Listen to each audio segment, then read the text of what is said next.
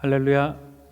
사랑하는 성도 여러분, 한 주간도 주님 안에서 평안하셨습니까? 이 시간 우리가 하나님의 말씀을 보기를 원합니다. 우리 다 같이 기도하고 하나님의 말씀을 보도록 하겠습니다. 우리 함께 기도하겠습니다.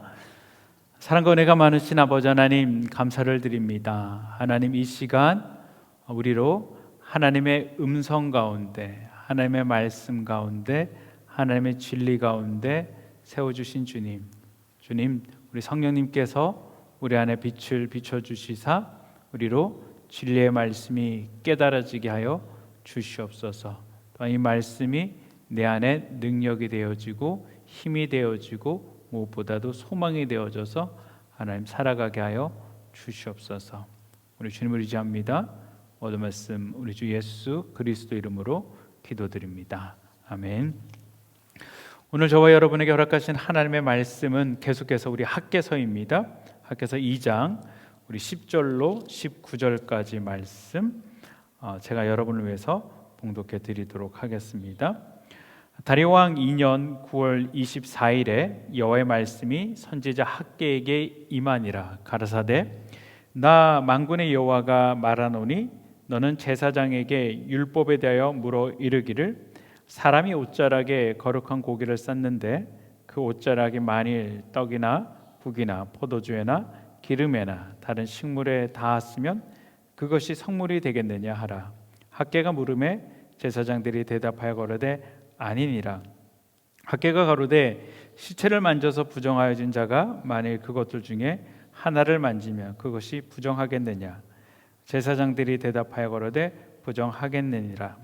이에 학개가 대답하여 가로되 여호와의 말씀에 내 앞에서 이 백성이 그러하고 이 나라가 그러하고 그 손의 모든 일도 그러하고 그들이 거기서 드리는 것도 부정하니라.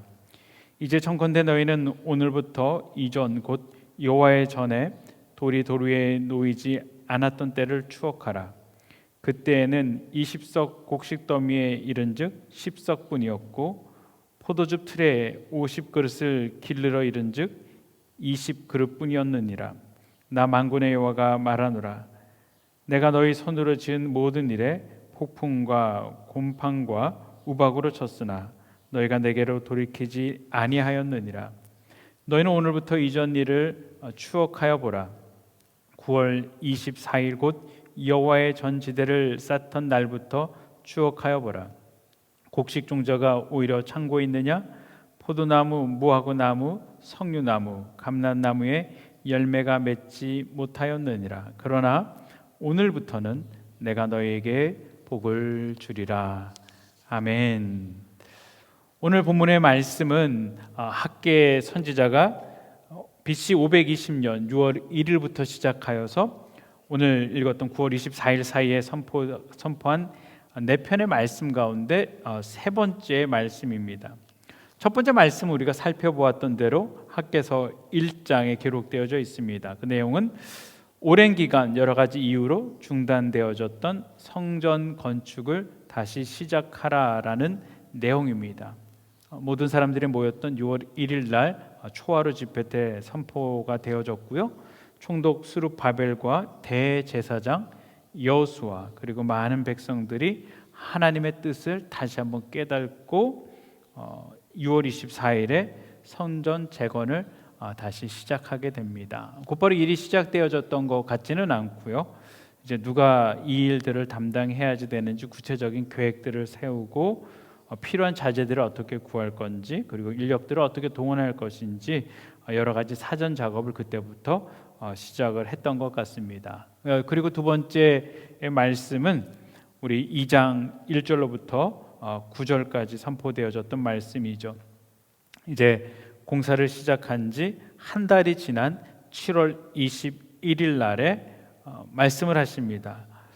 말씀을 하나님께서 학개 선지자에게 주셨던 이유는 과거에 그 솔로몬 성전의 아름다웠던 그리고 웅장하였던 그 모습을 본 장로들의 마음 가운데 형성되어져 있는 부정적인 생각들, 또 염려들이 백성들에게 확장되어져 가는 것을 사전에 막기 위하여서 하나님께서 학개 선지자에게 말씀을 허락하십니다. 그것을 백성들에게 또한 전하게 하시는 것들이죠. 장로들이 가졌던 염려와 걱정들은 무엇이었습니까?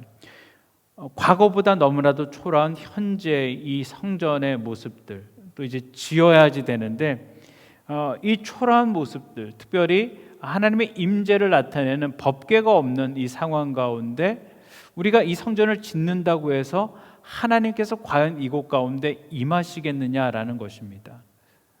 우리가 열심히 수고하고 애썼지만 하나님 보시기에 너무나도 초라하고 하나님 뜻에 맞지 아니하여서 하나님의 영이 이곳 가운데 임하지 않는다라면은 우리의 수고한 것이 헛된 것이다라는 것이죠.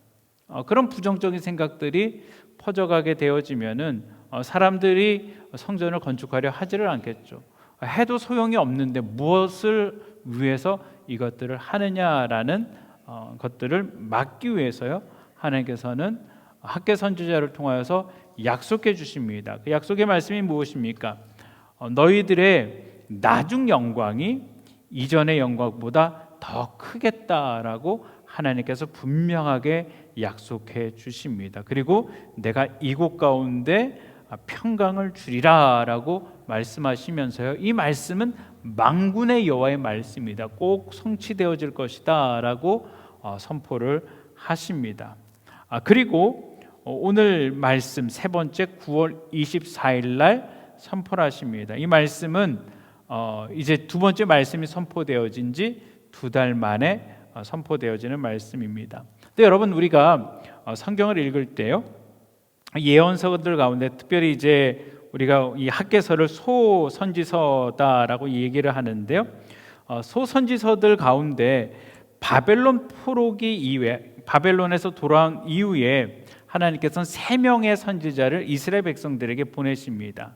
그리고 그 보내셨던 시기는요, 학개 선지자와 동일한 시기에 누구를 보내시냐면요, 스가랴 선지자를 보내십니다. 우리가 이제 학개서를 읽은 다음에 보면은 스가랴서가 성경에 곧바로 이어지지 않습니까? 스가랴서 1장 1절을 보게 되어지면은요, 이렇게 이야기를 합니다. 다리오 왕 2년 8월에 여호와의 말씀이 이도의 손자 베레가의 아들 선지자 스가랴에게 임하시니라라고 말씀하고 계십니다. 여러분, 7월에 하나님께서 학개 선지자에게 그 성전 가운데 하나님의 영이 임하고 그 성전을 통해서 하나님의 평강을 너희에게 부어주시겠다라고 약속해 주십니다. 그리고 8월에요, 하나님께서는 학개 선지자가 아닌 스가랴 선지자 마음속에 하나님의 말씀을 부어주십니다. 그리고 그 말씀은 어떤 말씀이냐면, 여러분 스가랴서 1장 2절부터 6절을 한번 읽어보시기를 바랍니다. 그 말씀은 오늘 우리가 읽었던 학개 선지자에게 하셨던 하나님의 말씀과 너무나도 유사합니다. 하나님께서는요, 스가랴 선지자에게 이야기하신 다음에 바로 그 다음 달인 9월 24일에요, 오늘 우리가 읽었던 본문처럼 다시 한번 학개 선지자에게 말씀을 하십니다. 여러분, 왜 하나님께서 한 명의 선지자를 통하여서도 충분히 일을 하실 수가 있는데 이스라엘 백성들이 바벨론에서 돌아온 이후에 2명의 하나님의 선지자를 보내어 주시고 같은 시대에 같은 말씀을 백성들에게 전하도록 하시는 것일까요? 여러분, 이것은 분명한 하나님의 뜻이 있는 줄 믿습니다. 하나님께서 너무나도 이 백성들에게 전달되는 말씀이 중요하기 때문에요, 그리고 그들이 그 말씀을 꼭 알아야지 되기 때문에, 꼭 깨달아야지 되기 때문에, 그리고 두 사람을 통해서 전달되어진다라면 이건 정말 하나님의 말씀이구나라는 것들을 백성들이 각인하기 원하기 때문에 하나님께서는 두 사람을 보낸 줄 믿습니다. 여러분, 그리고 이 말씀은요, 그들에게만 중요한 말씀이 아니고 현재 오늘을 살아가는 우리의 삶 가운데도 중요한 말씀인 줄 믿으시기를 바랍니다. 제가 이 학개서를 보면서요, 이 하나님의 패턴이 이 가운데 있구나라는 것을 발견하게 됩니다. 하나님께서요, 여러분, 이스라엘 백성들을 출애굽하여서요, 하나님께서 시내 산으로 이끌어 가십니다. 그리고 그 시내 산에서 그 백성들 가운데 하나님의 마음, 하나님의 양심을 선포하시죠. 그것이 율법입니다. 선택받은 이스라엘 백성들이 이 땅 가운데 어떻게 살아가야지 되는지, 하나님의 마음이 무엇인지들을 그들에게 가르쳐 주십니다. 신약에 가면은요, 여러분 예수 그리스도께서 12제자를 부르시고요, 그리고 수많은 사람들을 데리고 어디로 올라가십니까? 산으로 올라가십니다. 산에 올라가서 하나님께서 무엇을 가르치십니까? 천국 백성들, 하나님께로 부름받은 백성들이 어떻게 이 땅 가운데 살아가야지 되는지, 빛과 소금의 역할을 어떻게 하며 살아가야지 되는지, 하나님의 뜻이 어디 있는지 그 백성들의 삶에 대해서 하나님께서 가르치십니다. 여러분 똑같이요, 이제 하나님과 떨어져 살았던 바벨론에 포로되었던 자들이 70년 만에 예루살렘으로 돌아왔습니다. 그리고 하나님의 축복의 상징인 그 성전을 짓기 시작하고요, 그리고 그들의 삶 가운데 하나님께서 평강을 주시겠다고 말씀하시면서 그들의 삶 가운데 하나님의 마음, 하나님의 뜻이 무엇인지를 가르쳐 주기를 원하신다라는 것입니다. 여러분, 하나님께서 그 백성들 가운데 가르쳐 주기를 원하시는 것이 무엇일까요? 하나님께서 우리의 삶 가운데 가르쳐 주기를 원하시는 것이 무엇일까요? 먼저 오늘 본문의 말씀은요, 학개 선지자를 통하여서 이스라엘 제사장들에게 질문을 하며 시작합니다. 오늘 말씀 우리 12절과 13절 말씀을 보게 되어지면요, 비슷한 질문인데 다르게 합니다. 사람이 옷자락에 거룩한 고기를 쌌는데 그 옷자락이 만일 떡이나 국에나 포도주에나 기름에나 다른 식물에 닿으면 그것이 성물이 되겠느냐라는 것이죠. 성경은 정결하지 않다라고 말씀하고 계십니다. 제사장들은 그렇게 될 수 없다라고 말씀하십니다. 그런데요, 이제 반대되어지는 질문을 합니다. 시체를 만져서 부정하여진 자가 만일 그것들 중에 하나를 만진다라면 그것은 부정하겠느냐라고 이야기합니다. 거룩한 것이 스쳤을 때는 거룩하지 않았는데, 그렇다면 반대로 시체를 만져서 부정하게 된 사람이 그것들을 만지면은 그것들은 부정한 것이 되겠느냐라고 질문합니다. 여러분, 그 대답은, 제사장들이 한 대답은 무엇이냐면요, 부정하게 된다라고 이야기를 하고 있습니다. 여러분, 하나님께서 레위기를 허락하여 주셨을 때 레위기에는 수많은 제사 규례가 나와 있습니다. 우리가 레위기를 묵상할 때마다 그 얘기가 그 얘기인 것 같고 이 얘기가 이 얘기인 것 같은데 왜 하나님께서는 계속해서 제사의 규례들을 백성들에게 말씀하고 계실까라는 질문을 던지게 되어집니다. 여러분, 하나님께서 왜 이스라엘 백성들에게 이런 제사 규례를, 다양한 제사 규례를 허락하여 주셨을까요? 그것은 다른 것이 아니고요, 하나님과 이스라엘 백성들 사이에 차단되어진, 특별히 죄로 인하여 단절되어진 관계를 회복하기를 원하는 아버지의 마음인 것입니다. 죄인된 자들이 하나님 앞에 나아갈 수 없습니다. 죄 때문에요. 이 죄의 문제를 해결해야지만 하나님 앞에 나아갈 수 있는 것이죠. 그렇기 때문에 하나님께서는 이스라엘 백성들이 죄를 졌을 때 어떠한 모습으로 하나님 앞에 나와 그 죄를 이렇게 해결하라라고 말씀해 주신 규례가 이 예식, 제사 규례인 것입니다. 그런데 그 규례를 통하여서 특별히 하나님께서 허락해 주신 속죄제를 통하여서요, 속죄제를 지낸 그 고기는 거룩한 고기이기 때문에 그 고기는 거룩한 자들이 거룩한 곳에 가서 먹어야지 된다라고 말씀하고 계십니다. 여러분, 거룩한 자들이 거룩한 고기를 먹을 수 있습니다. 하지만요, 여러분, 거룩한 고기를 먹었다라고 해서 사람들이 다 거룩해지지는 않는다라는 것입니다. 하나님께서 예배를 통하여서 하나님과의 관계를 회복되어질 수 있다라고 말씀하십니다. 참된 예배를 통하여서 하나님께서 기뻐 받으시는 예배를 통하여서 회복되어진다라는 것이죠. 분명 하나님께 온전히 드려지는 그 예배는요, 하나님께서 기뻐 받으십니다. 그런데요, 여러분, 13절에 보면요, 시체를 만져서 부정하여진 자가 만일 그것들 중에 하나를 만지면 그것이 부정하겠느냐라는 것입니다. 부정하다라는 것이죠. 우리가 부정하여서 하나님 앞에 나와 제사를 드립니다.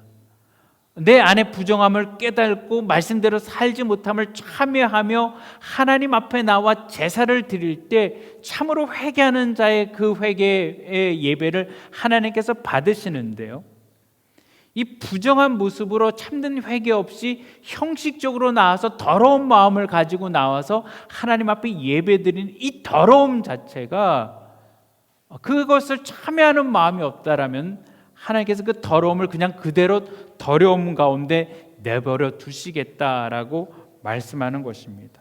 여러분, 이게 이해가 되어지십니까? 달리 생각하게 되어지면은요, 거룩함들은 전달되어지지가 않습니다. 그러나 반대로요, 이 죄악된 것들, 오염되어진 것은 쉽게 전달되어진다라는 것입니다. 여러분, 우리 코로나 바이러스로 지금 굉장히 세계적인 공황 가운데 있지 않습니까? 근데 건강한 사람이 코로나 바이러스 있는 사람 옆에 가서 내 건강함을 그 사람에게 줄 수 있습니까? 줄 수 없습니다. 근데 여러분, 이 코로나 바이러스를 가지고 있는 사람이요, 병자가 건강한 사람 옆에 와가지고 조금만 얘기하면은 그 사람 바이러스가 전염된다라고 이야기를 합니다. 이 거룩함을 쉽게 잃어버릴 수 있다라는 것이죠. 여러분, 1리터에 깨끗한 물이 있습니다. 아주 순결하고 정말 신선한 물이 있는데 그 가운데 옆에서 설거지랑 꾸정물을 한 구짝 떠가지고요, 이 신선한 물에 부어버린다라면은 이 거룩함이 어떻게 되어졌겠습니까? 사람들이 그것을 보고 1리터 가운데 겨우 한 국자밖에 더러운 물이 안 들어갔는데 그거를 깨끗하다라고 얘기할 수 있겠습니까? 깨끗하다라고 얘기할 수 없습니다. 그 물을 준다라면은 그것은 그냥 꾸정물이 되는 것들이고요, 그것을 도무지 마실 수가 없는 것입니다. 마찬가지로 어떻습니까? 내가 배가 고파서 그러니까 오므라이스를 해 먹으려고 그러는데 딱 냉장고를 열어봤더니 계란이 3알밖에 없는 것입니다. 이 2알 하기는 조금 너무 부족하고요, 3알이면 딱 좋겠는데 2알을 딱 깨서 넣었는데 신선한 계란입니다. 근데 3번째 계란을 딱 깨서 넣었더니 푹 썩은 계란입니다. 여러분, 신선한 계란이 2알이 있고 거기에 썩은 계란이 1알이 들어간다라면 이 오므라이스는 어떤 오므라이스가 되는 것일까요? 이 오므라이스는 썩은 오므라이스가 되는 것입니다. 이 오므라이스는 먹을 수가 없는 것들이죠. 하나님께서 학개 선지자를 통하여서 이스라엘 백성들에게 이 말씀을 선포하시는 이유가 무엇일까요? 여러분, 14절은 이렇게 말씀하고 계십니다. 이에 학개가 대답하여 가로되 여호와의 말씀에 내 앞에서 이 백성이 그러하고 이 나라가 그러하고 그 손의 모든 일도 그러하고 그들이 거기서 드리는 것도 부정하니라 라고 말씀하고 있습니다. 하나님 앞에 예배드림이 무엇인지, 어떻게 예배를 드리고 온전한 예배를 드릴 때 하나님께서 어떠한 복을 내리시는지 이스라엘 백성들은 너무나도 잘 알았습니다. 그들이 바벨론 생활 가운데, 바벨론 포로 가운데 돌아오면서 그들이 배웠던 가르침들은 그거였습니다.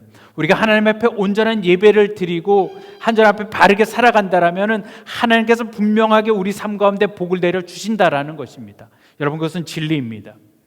그런데 그들이 돌아왔을 때 그런 생각을 가졌지만 그들이 드려지는 그 예배가 하나님 앞에 바른 예배였느냐라는 것이죠. 바른 예배가 아니었다라는 것입니다. 이 백성이 그러하니라. 그러한다는 것은 무엇입니까? 이 백성이 부정하여서 하나님 앞에 부정한 몸으로 나와서 그 드려지는 모든 것조차도 부정하게 되었다라는 것이죠. 하나님 앞에 신령과 진정한 예배를 드리고 하나님의 기쁨이 되었다라면요, 그들의 백성들 삶 가운데는 하나님의 풍요로움이 있었을 것입니다. 하지만 그들이 하나님 앞에 사모하며 예배를 드렸음에도 불구하고 그들이 실상 가졌던 그들의 삶은 무엇이었냐면요, 여러분 16절 말씀을 보시길 바랍니다. 20석 곡식 더미를 잃은 즉 10석뿐이었다. 열심히 수고를 하여서 20더미의 곡식 더미를 쌓았습니다.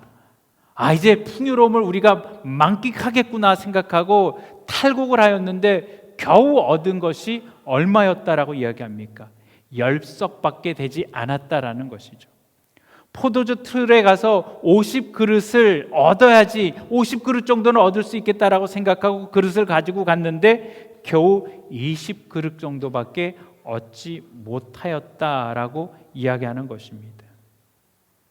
너희들이 하나님 앞에 나와서 온전한 예배를 드리겠다라고 말하지만 실상 그들의 삶은 하나님과 멀어진 삶을 살아가면서 여전히 그들은 형식적으로 하나님 앞에 예배를 드립니다. 그리고 예배를 드리면서 그들은 하나님의 은혜를 사모합니다. 근데 실상 그들이 체험했던 것은 무엇입니까? 17절에요. 동일한 말씀입니다. 나 만군의 여호와가 말하노라.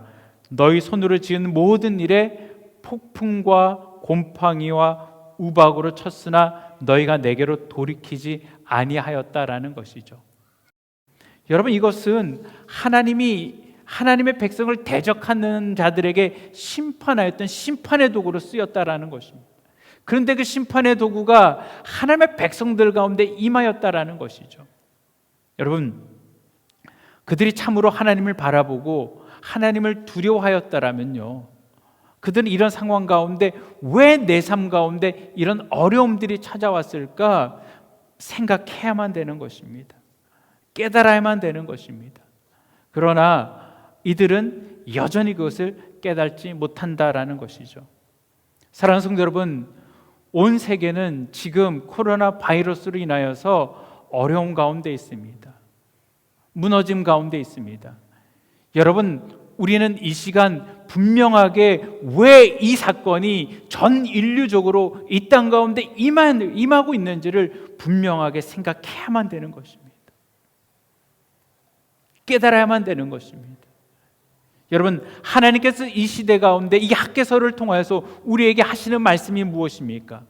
너희가 돌아보고 깨닫고 돌아오라라고 말씀하십니다.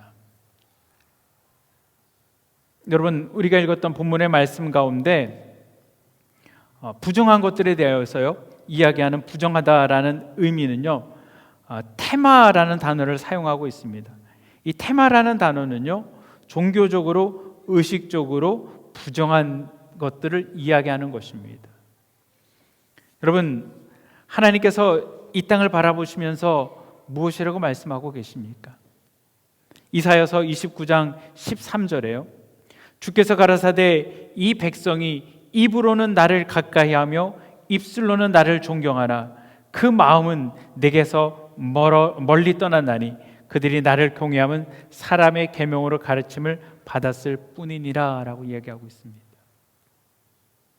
하나님을 사모하는 마음은 잃어버렸고요, 하나님 앞에 드려지는 이 계명을 순종함들, 하나님 앞에 드려지는 예배가 형식적인 예배가 되어졌다라는 것이죠. 하나님께서는요, 우리의 마음을 중요하게 여기십니다. 어떠한 마음으로 하나님 앞에 나와 예배를 드리는지 하나님께서는 너무나도 중요하게 여기신다라는 것입니다. 하나님께서 우리 가운데 회복하기를 원하시는 것이 무엇입니까? 형식적인 모습으로 나오지 말라라는 것입니다. 여러분, 우리가 현재 함께 모여서 예배를 드리지 못하고 있습니다. 우리가 각자 있는 처소에서 방송을 듣고 성경을 읽으며 또 여러 가지를 통하여서 하나님 앞에 예배를 드리고 있습니다. 여러분은 지금 현재 어떠한 예배자의 마음으로 하나님 앞에 서고 있습니까?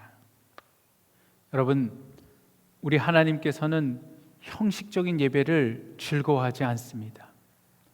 마음이 없는 예배를 즐거워하지 않습니다. 여러분, 우리가 다 모여 하나님 앞에 예배 드린다고 해도요, 그 마음이, 우리의 마음이 하나님을 떠나 있다라면, 우리의 마음이 정말로 하나님을 의지하지 않는다라면, 내 삶이 하나님 앞에 온전하게 살아가지 않는다라면 하나님께서 우리 예배를 기뻐받지 않으신다라는 것입니다. 하지만 지금 우리가 비록 함께 모여 하나님 앞에 예배드리지는 못하지만 정말 내가 있는 곳에서 하나님을 간절히 사모한다라면, 내가 하나님 앞에 눈물을 흘리며 하나님 앞에 회개하며 하나님 앞에 더 나은 예배자로 살기로 하나님 앞에 간구하며 기도한다라면, 여러분, 그 예배 가운데 하나님께서 복을 내려주실 줄 믿으시기를 바랍니다. 하나님은 이스라엘 백성들에게 돌이켜보라 라고 말씀하십니다. 하나님께서는 18절에요, 너희는 오늘부터 이전을 추억하여 보라. 9월 24일 곧 여호와의 전지대를 쌓던 날부터 추억하여 보라 라고 말씀하고 계십니다. 과거에 그들이 하나님 앞에 온전함으로 살아가지 못하고 진실한 마음으로 예배드리지 못하였을 때, 그들이 예배드림에도 불구하고 하나님의 축복이 임하지 아니하였지만, 그들이 이제 참으로 하나님의 마음을 깨닫고 하나님 앞에 참여하는 마음으로 나와 그들이 성전을 다시 쌓으며 하나님의 마음을 가지고 하나님 앞에 바르게 살아가게 되어질 때, 하나님께서는 추억하여 보라 라고 말씀하고 계십니다. 그리고 무엇이라고 약속하고 계십니까? 19절에요, 그러나 오늘부터는 내가 너희에게 복을 주리라 라고 말씀하고 계십니다. 특별히 지금 9월 24일이라고 얘기하지만 우리가 태양열로 따진다라면 12월 중순 정도 되어집니다. 12월 중순은 이스라엘 백성들이 파종을 하는 시기입니다. 이 파종하는 시기에는 하나님의 이른비가 그들 가운데 내려야만 되는 것입니다. 비가 내리지 아니하면 그들이 씨앗을 뿌릴 수가 없고요, 씨앗을 뿌리지 아니하면은 그들이 곡식을 거둘 수가 없는 것입니다. 그렇기 때문에 하나님께서 너희들이 말씀대로 살아가고 말씀대로 행동할 때 너희들 한번 보라는 것이죠. 곡식 종자가 오히려 창고에 있느냐라는 것입니다. 이미 다 뿌려서 하나님 앞에 이듬해 이제 약속을 하나님께서 오늘부터 내가 너에게 축복하리라 라고 말씀하고 계시는 것입니다. 그들은 이미 하나님의 축복 가운데 있는 것입니다. 사랑하는 성도 여러분, 지금 이 순간 하나님께서 우리에게 하시는 말씀, 계속 반복되어지는 그런 말씀입니다. 우리가 하나님 앞에 나올 때 어떠한 마음으로 나와야지 되는 것인가? 여러분, 우리의 삶을 돌아보고 우리의 삶이 하나님 앞에 부정한 것이 있다라면 하나님 앞에 회개하고 우리가 아버지께로 돌아가기만 되어진다면 하나님께서 우리 가운데 복을 내려주시겠다라고 말씀하고 계십니다. 이 세계적인 어려움 가운데 우리 믿는 성도들이 참으로 하나님 앞에 나와 우리의 삶을 돌아보며 우리가 다시 한번 하나님의 뜻대로 살겠다라고, 하나님의 말씀대로 살겠다라고 우리가 다짐하면 하나님께서는 분명하게 하나님께서 예비하신 복을 우리 삶 가운데 약속해 주시겠다라고 말씀하고 계시는 것입니다. 사랑하는 성도 여러분, 디모데전서 5장 5절에 이렇게 말씀하고 계십니다. 하나님의 말씀과 기도로 거룩하여 지미니라. 저와 여러분의 삶이 거룩하게 지기 위해서는요, 하나님의 말씀 가운데 거하시기를 바랍니다. 또한 말씀과 함께 기도하시는 삶을 살아가시기를 바랍니다. 그 말씀 앞에 순종하는 삶을 살아가시기를 바랍니다. 또한 영적으로 매일매일 우리 성령 하나님과 교통하시는 삶을 살아가시기를 바랍니다. 특별히 우리가 죄를 범하였을 때 속히 그 죄를 깨닫고 하나님 앞에 돌아가는 삶을 살아가시기를 바랍니다. 여러분, 경건의 모양으로 사람으로부터 인정받을 수는 있지만 우리 하나님께로부터는 인정받을 수가 없습니다. 하나님께서는 사람의 외모를 보시는 것이 아니고 우리의 내면을 보시는 것입니다. 하나님께서는 예배의 형식을 보시는 것이 아니고 우리의 삶을 바라보고 계시는 것입니다. 그렇기 때문에 이제 새롭게 하나님 앞에 살아가는 그 백성들에게 하나님께서 학개 선지자와 스가랴 선지자를 통해서 내 백성이 이 땅 가운데 어떠한 복을 어떻게 받기를 원하시는지 하나님께 선포하시면 이제 세계적인 어려움 가운데 있는 우리를 향하여 하나님께서 우리가 어떻게 다시 한번 하나님 앞에 살아가기를 원하시는지 하나님께서 말씀하고 계심을 여러분 깨달으시기를 바랍니다. 기도하시겠습니다. 사랑과 은혜가 많으신 아버지 하나님 학개 선지자를 통하여서 하나님께서 그들의 삶 가운데 축복하고 계심을 주여 바라봅니다. 그들이 하나님 앞에 예배하며 그들이 하나님 앞에 제사를 드리지만 하나님께서 그들의 제사를 받지 못하시고 그들에게 복을 내려주시는 것이 아니고 그들에게 재앙을 내리셨던 그 삶들을 돌아보라라고 말씀하고 계십니다. 우리가 어디서부터 잘못되었는지 우리가 어디에서 틀어졌는지 깨달으라라고 말씀하고 계십니다. 하나님, 세상이 어려움 가운데 있습니다. 하나님, 우리가 무엇에부터 잘못되었는지 깨닫게 하여 주시옵소서. 특별히 우리의 삶이 어디서부터 왜곡되었는지 깨닫게 하여 주시옵소서. 그리고 우리가 하나님 말씀의 그 근원으로 돌아가게 하여 주시옵소서. 아버지, 형식적인 예배자가 아닌 정말 하나님께서 기뻐 받으시는 예배자가 되어지게 하여 주시옵소서. 하나님께서 기뻐 받으시는 삶의 예배자가 되게 하여 주시옵소서. 그리하여서 하나님, 우리의 삶 가운데 참으로 하나님께서 예비하신 그 축복이 넘쳐나게 하여 주시고 믿는 모든 자들이 형통하게 하시며 또 믿지 아니하는 자들이 우리 형통을 바라보며 참으로 하나님의 사람이 어떻게 복받는지 보게 하여 주시옵소서. 한 주간도 우리가 하나님 앞에 살아가기를 소망하오며 모든 말씀 우리 주 예수 그리스도 이름으로 기도드립니다. 아멘.